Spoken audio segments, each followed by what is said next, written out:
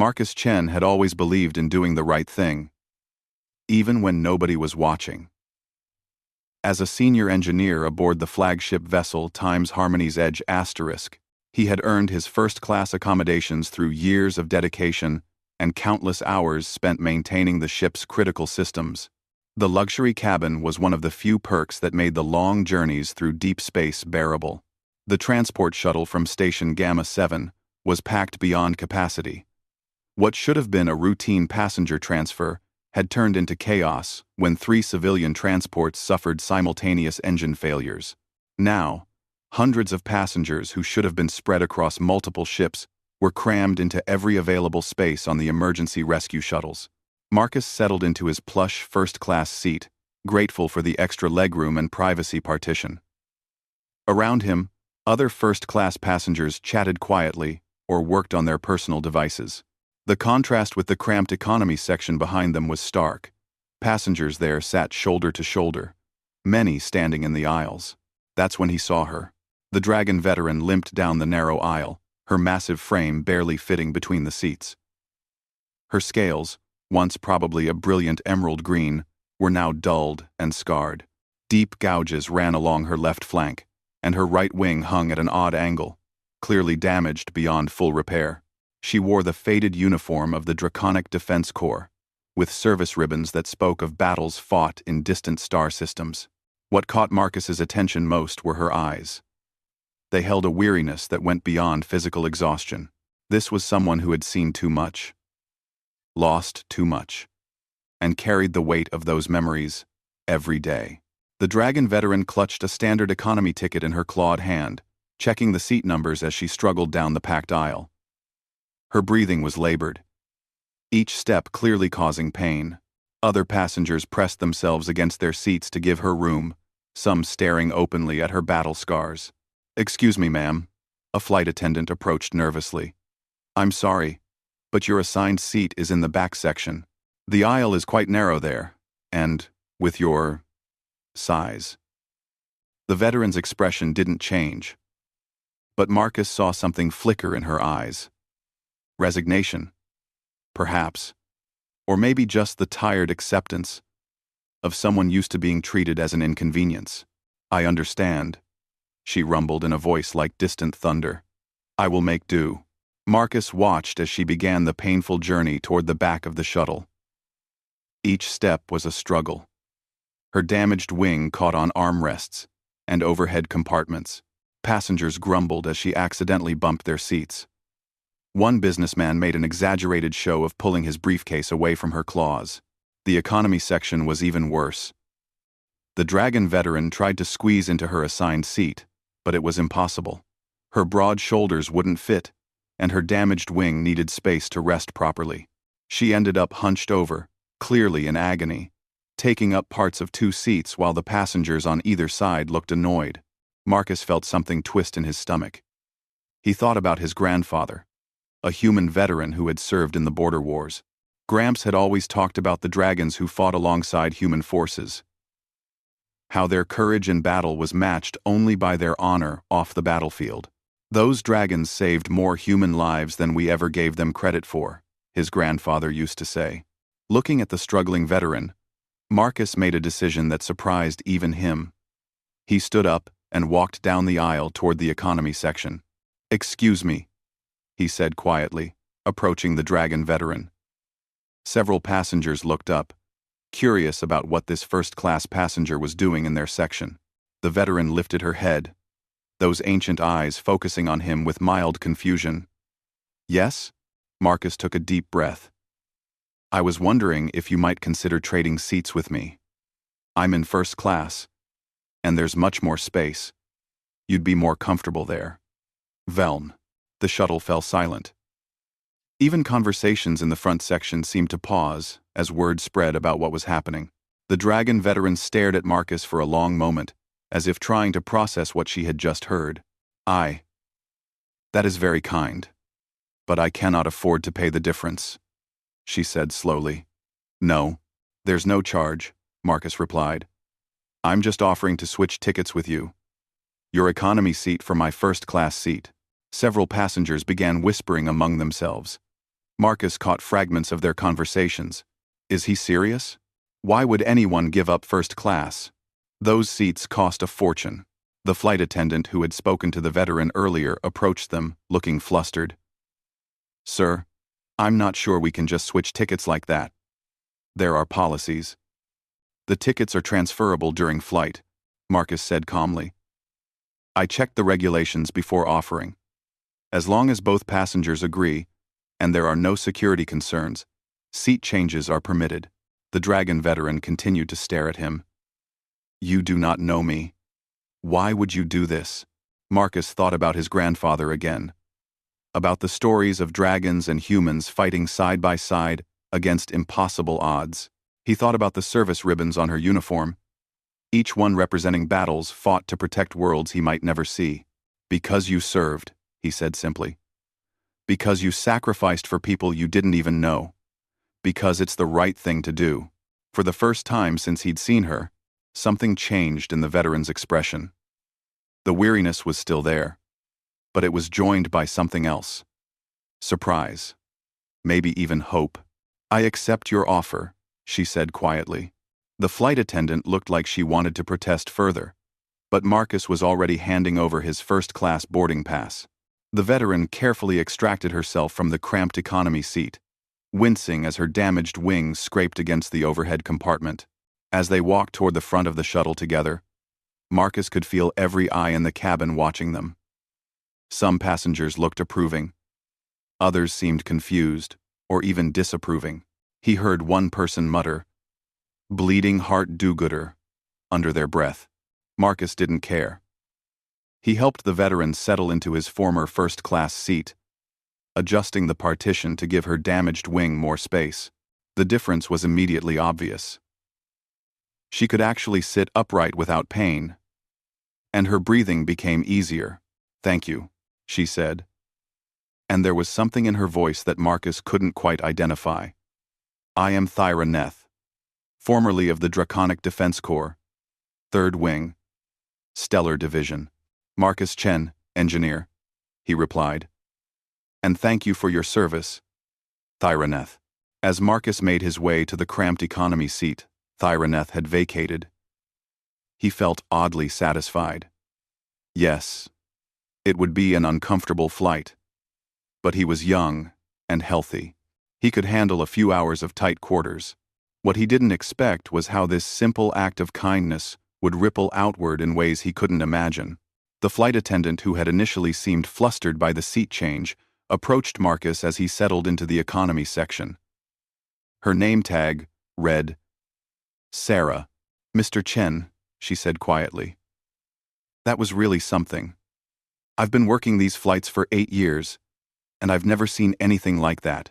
"It wasn't a big deal," Marcus replied, trying to find a comfortable position in the narrow seat. "It was to her," Sarah said. "I've seen a lot of veterans make this journey. Most of them. Well, let's just say they don't usually get treated with much consideration." Before Marcus could respond, Sarah moved on to help other passengers. But throughout the flight, she made sure Marcus had everything he needed. Extra snacks, a better pillow, even a small bottle of the premium water typically reserved for first-class passengers. About an hour into the flight, Marcus noticed something interesting happening. Other passengers in economy were striking up conversations with each other, sharing stories, and offering to help fellow travelers who were struggling with the cramped conditions. An elderly human couple shared their lunch with a young family whose food had been lost during the emergency evacuation. A group of business travelers pooled their blankets to help a mother keep her sleeping children warm. It was as if Marcus's simple act of kindness had given others permission to be kind as well. But the most significant change was happening in first class. Marcus couldn't see it directly from his seat, but he could hear fragments of conversation drifting back.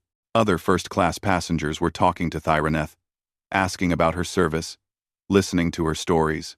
One voice in particular caught his attention, a gruff older man who Marcus had noticed earlier, wearing the uniform of a shipping company executive. "I remember the Battle of Kepler 442, the man was saying. "I was a young cargo pilot then. Got caught in the crossfire when the Void Hunters attacked the supply convoy. 3 dragons held off an entire raider fleet until reinforcements arrived. Lost my ship that day, but kept my life, thanks to those dragons. I was there, Thyraneth replied, her voice carrying clearly through the cabin. Third Wing was part of the defensive screen. We lost many good dragons that day. You were there? The man's voice rose with excitement. Damn. Pardon my language, ma'am. I never got to thank any of the dragons who saved us that day. Marcus smiled to himself. This was exactly what his grandfather would have wanted to see. Humans and dragons sharing their stories, recognizing their shared history. The rest of the flight passed peacefully. Marcus actually found himself enjoying the conversations he had with his economy section neighbors. There was something about the cramped quarters that broke down barriers and made people more open with each other. As they began their approach to the main hub station, Sarah, the flight attendant, made an announcement. Ladies and gentlemen, we'll be landing shortly. I want to thank everyone for your patience during this difficult journey. Sometimes extraordinary circumstances bring out the best in people, and I've seen some beautiful examples of kindness and generosity today.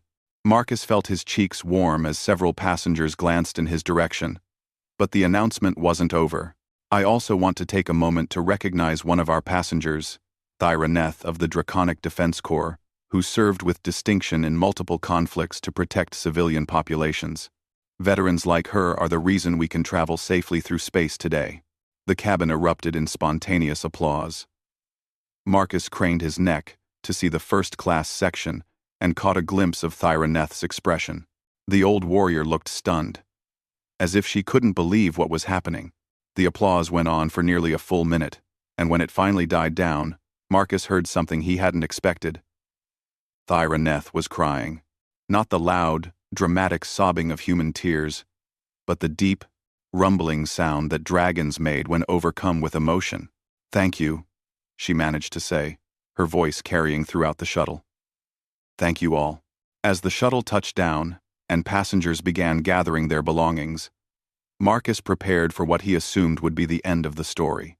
He had done a good deed, everyone had been reminded of the importance of honoring veterans, and now they would all go their separate ways. He had no idea that this was only the beginning. The news spread faster than Marcus could have imagined. By the time the shuttle passengers had disembarked at Central Hub Station, someone had already uploaded a video of the entire seat exchange to the galactic net. The footage, captured by a passenger's personal device, showed Marcus walking down the aisle, approaching Thyraneth, and quietly offering his first-class seat to the struggling veteran. What made the video particularly powerful was the audio. The person recording had managed to capture Marcus's simple explanation. Because you served. Because you sacrificed for people you didn't even know. Because it's the right thing to do. Number 1. Within 6 hours, the video had been viewed over 10 million times. Comments poured in from across the galaxy. Humans, dragons, and dozens of other species sharing their own stories of veterans who had been forgotten or mistreated. Marcus knew none of this as he made his way through the busy station corridors toward his connecting gate. He was focused on getting to his next destination, a mining colony where he was scheduled to install new atmospheric processors. It was routine work, but important. The kind of behind-the-scenes engineering that kept civilization running. He was checking his departure time when his personal communicator chimed with an incoming message. The sender's name made him pause. Admiral Rebecca Torres, Fleet Command. Marcus read the message twice before he believed it. Mr. Chen, I've seen the footage from today's shuttle flight. Your actions exemplify the very best of interspecies cooperation and human character. I would be honored to meet with you during your layover. I'm currently stationed on Central Hub and would like to discuss something with you. Admiral Torres. Marcus stared at the message. Admiral Torres was a legend. One of the architects of the current peace between human and dragon territories, and a key figure in establishing the joint defense initiatives that protected civilian populations throughout known space. Before he could decide how to respond, another message arrived. This one was from someone called Dr. Elena Vasquez, Director of Veterans Affairs. Mr. Chen, your kindness to Thyraneth today represents exactly the sort of recognition our veterans deserve. I'd like to speak with you about a project we're working on. Would you be available for a brief meeting? Then came another message, and another. A journalist from Galactic News Network wanted an interview. The CEO of Marcus's own engineering company had somehow heard about the incident and wanted to commend him. Even the Dragon ambassador to the Human Federation had sent a personal note of thanks.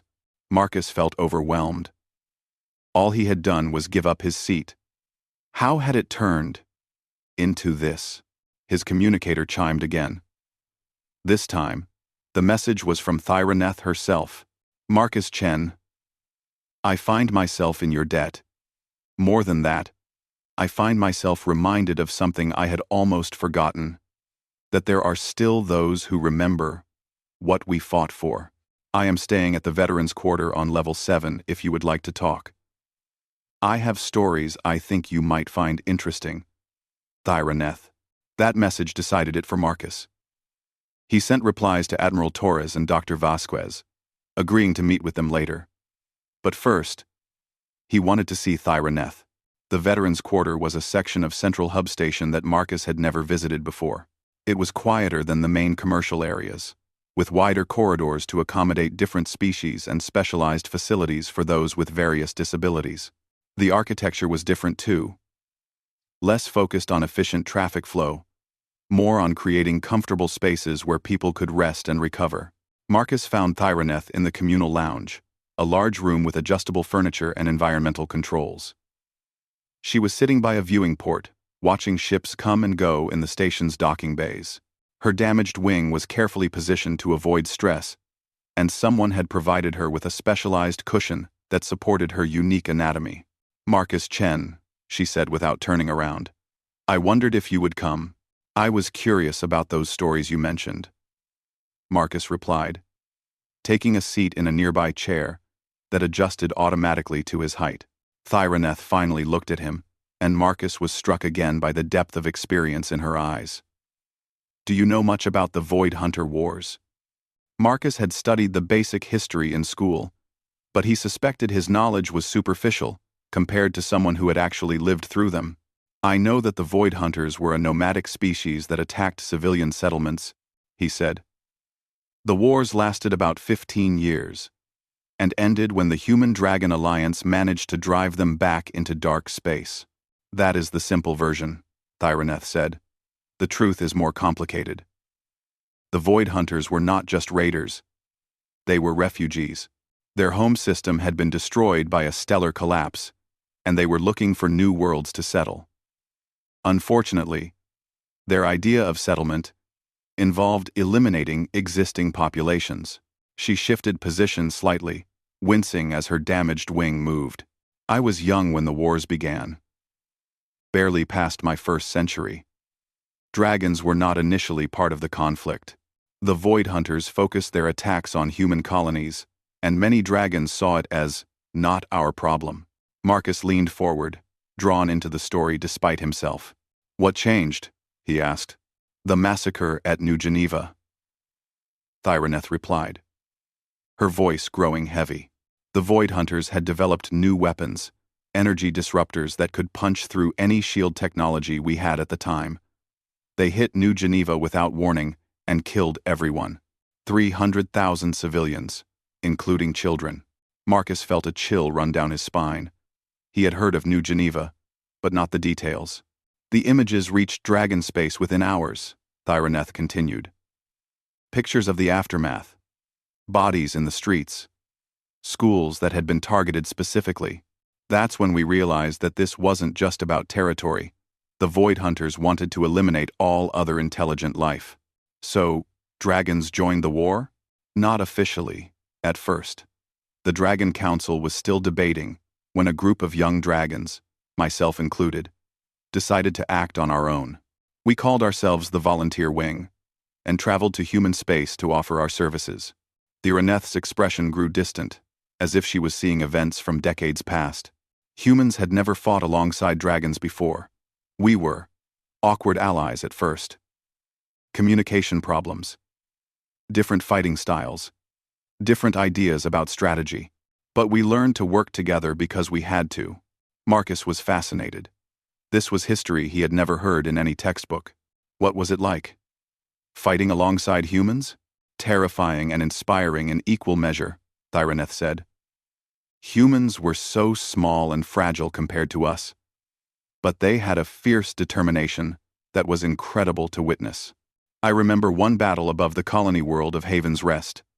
Our dragon wing was supposed to provide air support, while human ground forces evacuated civilians. She paused, her claws clicking against the armrest of her chair. The Void Hunters broke through our lines. Their ships made it to the surface and began attacking the evacuation sites. I saw human soldiers, tiny figures from my altitude, throwing themselves between Void Hunter weapons and civilian families. They knew they couldn't win. They knew they were going to die. But they did it anyway because it might buy the evacuees a few more minutes to escape. Marcus felt his throat tighten. What did you do? What any decent being would do. I broke formation and dove to help them. My wingmates followed. We lost 3 dragons that day, but we saved the evacuees. That was when I truly understood what we were fighting for. Not territory or resources, but the idea that innocent people deserve to live in peace. The lounge had grown quieter as other veterans gathered around to listen to Thyraneth's story. Marcus noticed a grizzled human with prosthetic legs, an insectoid being with translucent wings, and several others whose scars told their own stories of service and sacrifice. Tell him about the bond, the human veteran said quietly. Thyraneth's expression softened. Ah, yes. The bond. That came later, after dragons and humans had been fighting side by side for several months. We developed a communication technique, a sort of mental link that allowed us to coordinate during battle without using radio frequencies the Void Hunters could intercept. Mental link? Marcus asked. Not telepathy, exactly. More like shared intention. A dragon could sense what a human pilot was planning to do, and vice versa. It made us incredibly effective in combat, but it also meant we truly knew each other. You cannot share that kind of connection with someone and not understand their courage, their fears, their dedication to protecting others. She looked directly at Marcus. I think that is why your gesture today affected me so deeply. It reminded me of that bond. The recognition that we are all in this together, regardless of species or background. The human veteran with prosthetic legs spoke up. I was bonded with a dragon named Kareth Vel during the final push against the Void Hunter stronghold. Saved each other's lives more times than I can count. After the war ended, we stayed in touch for a while, but... He shrugged sadly. Time and distance. You know how it is. Many of the bonds faded after the war. Thyraneth agreed. Dragons returned to dragon space, humans to their colonies. The urgency that brought us together was gone, and civilian life pulled us in different directions. Marcus was beginning to understand something important. That's why you were traveling in economy class, isn't it? Because people have forgotten. Not forgotten, exactly, Thyraneth said carefully. But the war ended 25 years ago. A new generation has grown up in peace, which is what we fought for. They have no reason to remember old battles or honor old veterans. That's wrong, Marcus said, surprising himself with the intensity of his response. Is it? Thyraneth asked gently. We fought so that people could live without fear, without having to think about war and sacrifice. In many ways, being forgotten is a sign that we succeeded. Marcus wanted to argue, but he wasn't sure how to put his feelings into words. Something about that acceptance of being forgotten felt deeply wrong to him. His communicator chimed with another message. This time, it was from someone unexpected. Captain Sarah Martinez, the flight attendant from the shuttle. Mr. Chen, I hope you don't mind me contacting you. I got your information from the passenger manifest because I wanted to update you on something.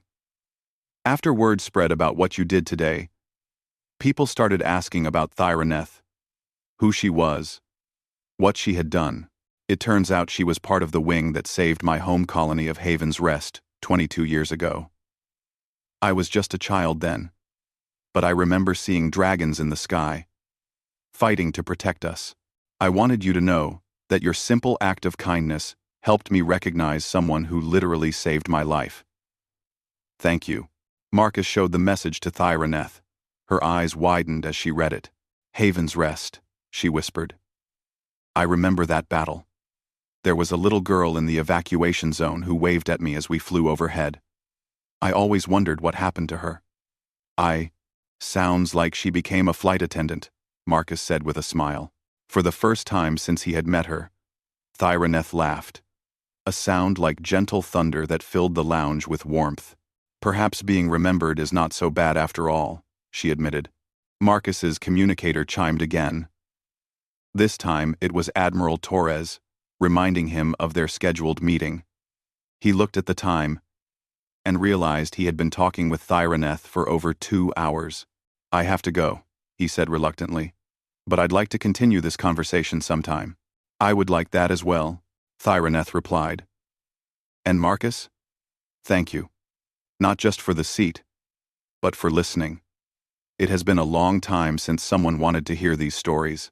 As Marcus made his way to Admiral Torres's office, he found himself thinking about everything Thyraneth had told him. The bonds between species forged in battle. The sacrifices made to protect civilians.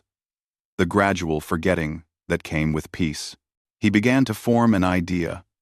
Something that would honor not just Thyraneth, but all the veterans who had fought to make peace possible. It was ambitious, maybe even crazy. But as he knocked on Admiral Torres's door, Marcus was already planning how to make it happen. The Admiral's office was smaller than Marcus had expected, but filled with mementos from a long career.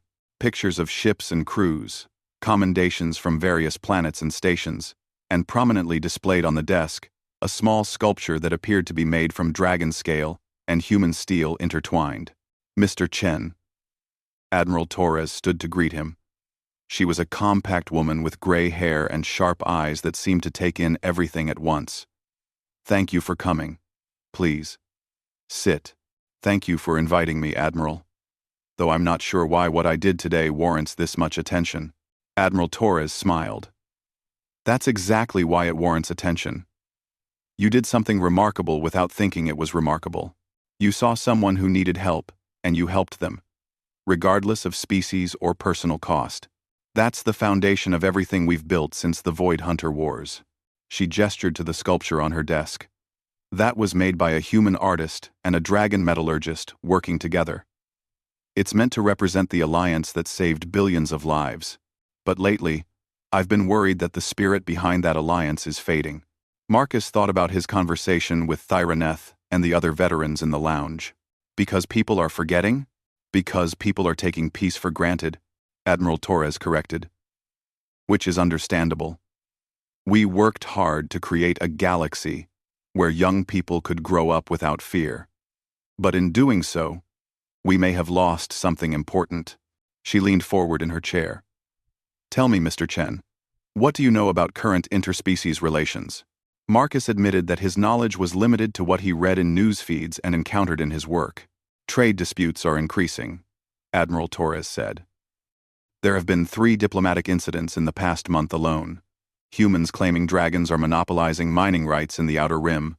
Dragons accusing humans of violating environmental protection agreements on colony worlds.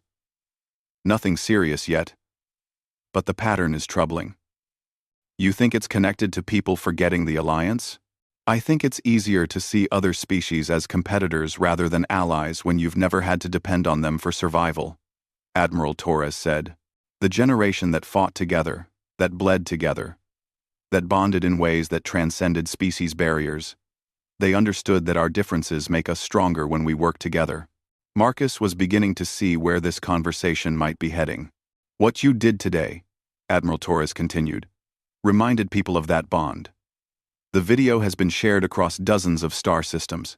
I've received messages from colony governors, ship captains, even some of my fellow admirals, all saying the same thing. It reminded them of why the alliance matters. It was just a seat on a shuttle, Marcus protested. It was recognition, Admiral Torres replied firmly. Recognition that service and sacrifice deserve honor, regardless of who provides them. Recognition that our species are bound together by shared values and shared struggles. That's not just a seat on a shuttle. That's the foundation of galactic peace. Marcus felt the weight of responsibility settling on his shoulders. What are you asking of me, Admiral? Admiral Torres smiled again, but this time there was something calculating in her expression. The look of someone who had just found the right person for a difficult job. I'm asking you to help me start something, Admiral Torres said, pulling up a holographic display above her desk. Something that could strengthen the bonds between our species and ensure that the sacrifices of veterans like Thyra Neth are never forgotten. The display showed a complex organizational chart with connections between military commands, civilian governments, and various interspecies councils. For months, I've been working with Dr. Vasquez from Veterans Affairs and representatives from the Dragon Council on a project we call the Unity Initiative. Admiral Torres explained. The goal is to create programs that bring together humans and dragons. Not just military personnel, but civilians, engineers, artists, teachers, anyone willing to work toward mutual understanding. Marcus studied the chart, noting the ambitious scope of the project. This looks like it would require massive coordination across dozens of star systems. Exactly. Which is why it's been stalled in committee for the past 6 months. Politicians and bureaucrats can see the value in principle, but they're worried about costs, logistics, and whether there's actually public support for this kind of initiative. Admiral Torres highlighted a section of the display that showed public opinion surveys. The numbers were not encouraging. While most people supported interspecies cooperation in general terms, there was little enthusiasm for specific programs that would require significant investment. Then your video went viral, Admiral Torres said with a slight smile. In one day, public sentiment has shifted more than we've seen in years. People are sharing stories about dragon-human cooperation, posting pictures of interspecies friendships, even starting fundraising campaigns for veteran support programs. Marcus felt his heart rate increase. You want me to be some kind of spokesperson? I want you to be yourself, Admiral Torres replied. The reason your gesture resonated with so many people is because it was genuine. You didn't help Thyra Neth because cameras were rolling or because you wanted recognition. You did it because it was the right thing to do. She gestured to another part of the display. We've designed a series of exchange programs. Humans working alongside dragons on various projects, dragons teaching in human schools, joint research initiatives, cultural festivals. But we need someone to champion these programs, someone people trust to represent their values. Before Marcus could respond, his communicator buzzed with an urgent message. This one was from his supervisor at the mining colony he was supposed to reach tomorrow. Chen, I've been watching the news feeds about your shuttle incident. Corporate wants to talk to you before you report for duty. Something about a special assignment. Don't know details, but it sounds big. Report to Colony Administrator's office upon arrival. Marcus showed the message to Admiral Torres, who looked pleased rather than surprised. Word travels fast in corporate circles, she said.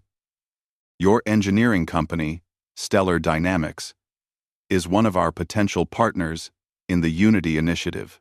They've been interested in joint human-dragon projects, especially in terraforming and large-scale engineering. You planned this, Marcus realized. I hoped for it, Admiral Torres corrected. But the choice is entirely yours. You can go to your mining colony assignment and continue your excellent work as an engineer. No one would think less of you for that choice. She paused, letting the weight of the alternative settle in. Or you can help us build something that might prevent the next war. Marcus felt overwhelmed. Just hours ago, his biggest concern had been catching his connecting flight. Now, he was being asked to help shape interspecies relations across the galaxy. I need to think about this, he said. Of course. But while you're thinking, There's someone else you should meet. Admiral Torres led Marcus through a series of corridors to another office. This one was larger and more formal, with the seal of the Dragon Council prominently displayed behind an impressive desk. Sitting behind that desk was a dragon who made Thyraneth look small. Mr. Chen, Admiral Torres said formally, may I present Ambassador Vorthak, senior representative of the Dragon Council, to human space. The ambassador was massive even by dragon standards, with scales that shifted from deep blue to silver depending on the light. Unlike Thyraneth's battle scars, Vorthak's markings were clearly ceremonial, intricate patterns etched into his scales that spoke of high rank and ancient lineage. Marcus Chen. The ambassador's voice was like controlled thunder, each word carefully chosen. I have heard much about you in the past few hours. Your Excellency, Marcus replied, not sure of the proper protocol for addressing a dragon ambassador. Please, sit. Vorthak gestured to a chair that adjusted automatically to Marcus's height. I want to tell you something about Thyraneth that you may not know. Marcus settled into the chair, acutely aware that he was probably the first human civilian to have a private audience with the dragon ambassador. Thyraneth is what dragons call Corvash Nel. Roughly translated, it means honor-bound.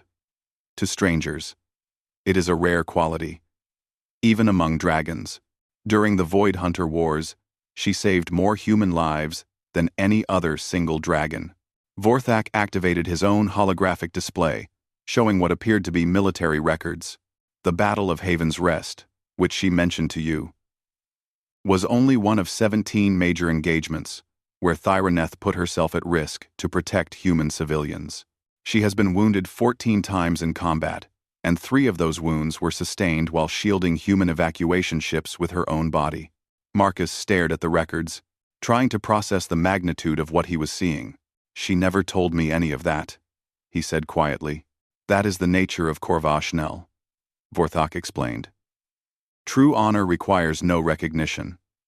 But that does not mean it should go unrecognized by others. The ambassador leaned forward, his large eyes focusing intently on Marcus. What you did today was also Corvash Nel. You showed honor to a stranger without thought of reward. This is why your gesture has resonated so deeply with both humans and dragons. It represents the best qualities of both our species. 1. R. 1. 1. 1. Marcus felt the weight of responsibility growing heavier. Ambassador, Admiral Torres has told me about the Unity Initiative. Are you asking me to represent dragons as well as humans? I am asking you to represent the idea that species barriers are less important than shared values, Vorthak replied. The Unity Initiative is not about humans helping dragons or dragons helping humans.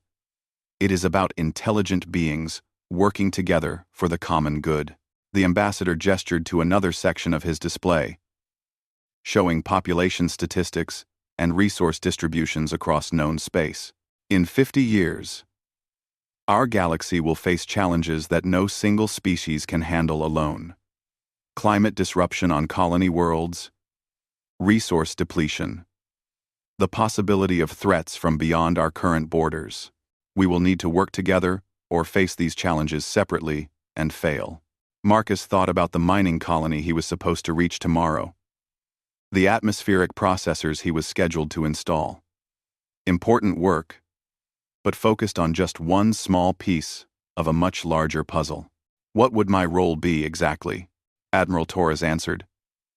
We want you to lead the first joint human-dragon engineering project under the Unity Initiative. It's a terraforming project on a world called New Eden, a planet that's been designated for joint colonization by both species. She pulled up detailed planetary scans showing a world with abundant resources but challenging environmental conditions. The project will require both human technological innovation and dragon environmental expertise. More importantly, it will require the kind of cooperation and mutual respect you demonstrated today. Ambassador Vorthak added, Thyraneth has agreed to serve as the dragon liaison for this project. If you accept the position. That's the first 5. If you accept the position. Marcus's head was spinning. Thyraneth? But she's retired. And her injuries. Her injuries prevent her from combat duty. Vorthok corrected. They do not prevent her from sharing her knowledge and experience. She is one of the most respected dragons among both species, and her presence would ensure that this project receives the attention and support it deserves. Marcus realized that this was much bigger than just an engineering assignment. This was about setting a precedent for the future of interspecies cooperation. How many people would be involved? Initially, about 50 humans and 50 dragons, Admiral Torres said. Engineers, scientists, terraforming specialists, cultural liaisons. If the project succeeds, it becomes the model for similar colonies throughout human and dragon space. And if it fails? Ambassador Vorthok's expression grew serious. If it fails, it sets back interspecies cooperation by decades. The politicians and bureaucrats who are already skeptical will point to it as proof that large-scale joint projects are impractical. The weight of that responsibility was staggering. Marcus thought about his grandfather's stories, about the bonds forged during the Void Hunter Wars, about Thyraneth's quiet dignity in the face of being forgotten. I need to know something, Marcus said, finally. Is this real? I mean, is this project something you genuinely believe will work? Or is it just a political gesture? Admiral Torres and Ambassador Vorthok exchanged a look that seemed to carry an entire conversation. Mr. Chen, Admiral Torres said slowly, 3 months ago, I received intelligence reports suggesting that the Void Hunters may be regrouping in dark space. The reports are unconfirmed, and we may never face that threat again. But if we do, we'll need the same unity that saved us before. Marcus felt a chill run down his spine. You're saying this isn't just about cooperation. It's about preparing for another war? I'm saying that strong alliances prevent wars, Ambassador Vorthok replied. When species trust each other, work together, understand each other's strengths and weaknesses, they are less likely to fight among themselves and better able to face external threats. Admiral Torres stood up. The choice is yours, Mr. Chen. No pressure, no obligations. But know that what you decide in the next few hours could shape the future of interspecies relations. Marcus asked for some time to think, and they arranged to meet again in 2 hours. As he walked back through the station corridors, his mind raced with possibilities and concerns. He found himself heading back to the veterans' quarter, drawn by the need to talk with someone who understood the weight of difficult decisions. Thyraneth was still in the lounge, but now she was surrounded by a small crowd of beings listening to her stories. Marcus waited at the edge of the group until she noticed him. Marcus Chen returns, she said warmly. Everyone, this is the human I told you about. The group welcomed Marcus with genuine enthusiasm. He found himself sharing coffee with a former human pilot, discussing engineering challenges with a dragon who had worked on space station construction, and listening to stories from veterans of conflicts he had never heard of. But eventually, the crowd dispersed, leaving Marcus alone with Thyraneth once again. You look troubled, she observed.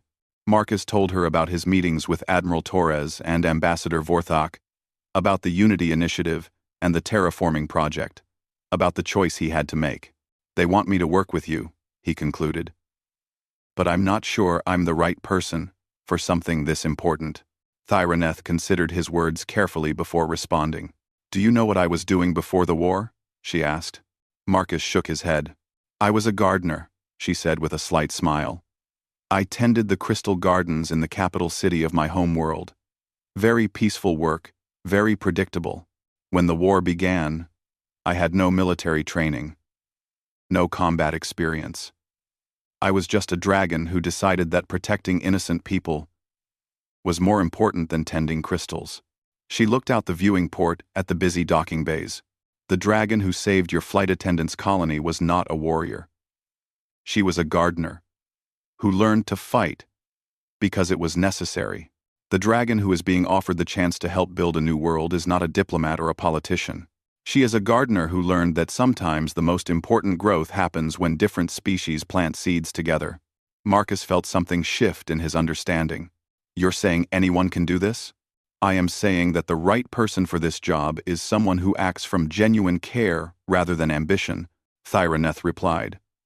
Someone who gives up his first-class seat because it is the right thing to do, not because he wants recognition. She turned to face him directly. I have been asked to be part of this project if you accept.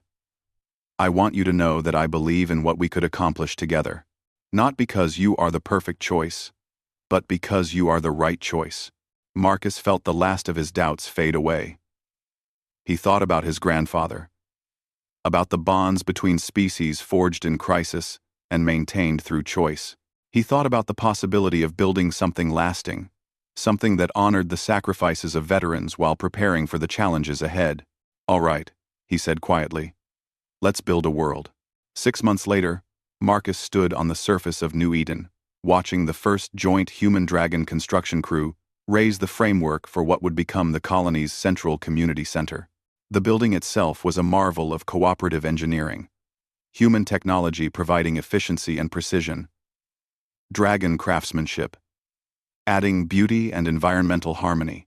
Thyraneth stood beside him, her damaged wing now supported by a custom mobility device that allowed her to work alongside the construction crews. The device had been designed by the project's joint engineering team and had already been adapted for other disabled veterans throughout the galaxy. The atmospheric processors are exceeding efficiency projections by 12%, Marcus reported, checking his datapad. The Dragon environmental specialists were right about the soil composition adjustments, and the human water purification systems are producing 30% more clean water than we calculated, Thyraneth replied. Your people's knack for technological innovation continues to amaze me. The New Eden project had become everything Admiral Torres and Ambassador Vorthak had hoped for, and more. The success of the joint terraforming efforts had led to requests for similar projects on 17 other worlds. More importantly, it had sparked a renaissance of interspecies cooperation that was spreading throughout known space. Marcus's communicator chimed with a message from Admiral Torres. Satellite sensors have picked up unusual energy signatures at the edge of our galaxy. Could be nothing, but intelligence is investigating. Whatever happens, we'll face it together. The unity you've helped build may be tested sooner than we hoped. Marcus showed the message to Thyraneth, who read it with the calm expression of a veteran who had seen threats before. If the Void Hunters are returning, she said quietly, they will find a very different galaxy than the one they left. Humans and dragons working side by side, understanding each other's strengths, prepared to defend what we've built together. Marcus looked across the construction site, where humans and dragons worked together with the easy familiarity of people who had learned to trust each other completely. Children from both species played together in the newly planted gardens, their laughter carrying across the peaceful landscape. Whatever comes, he said, we'll be ready. As the twin suns of New Eden set behind the mountains, painting the sky in brilliant shades of orange and purple, Marcus reflected on how much had changed since that day on the shuttle. A simple act of kindness had grown into something larger than he had ever imagined possible. The bond between species, forged in war and strengthened in peace, would endure whatever challenges lay ahead. And it had all started with one human engineer who believed that doing the right thing was more important than personal comfort.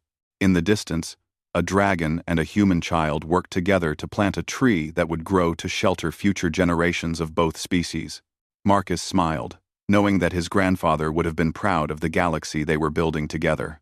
The stars came out one by one, and Marcus Chen went back to work building a better tomorrow.